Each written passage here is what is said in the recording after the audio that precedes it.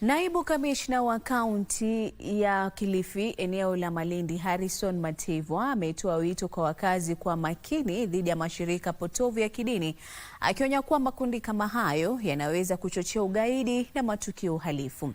Akiongea wakati wa kikao cha umma kilichoandaliwa na Kituo cha Kitaifa cha Kukabiliana na Ugaidi katika zahanati ya Shakahola, kata ya Chakama, Matevwa alitoa wito wa uangalizi wa kijamii na utoaji ripoti kuhusu shughuli za kidini za kutiliwa shaka ili kuepusha majanga siku za usoni.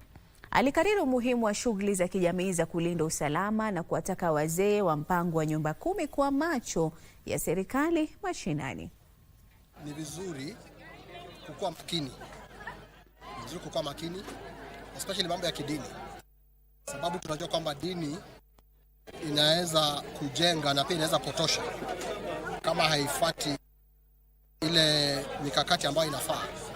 Ukipata dini ambayo inafundisha watu mambo ambayo hayaambatani na kijamii ama mambo ya kupotosha, ni hatari. Na akili zetu tukipanda itikadi nzuri zitakuwa na mafikra mazuri, lakini tukiweka itikadi potofu basi hata sisi tutapotoka, tuwe watu ambao ni hafifu.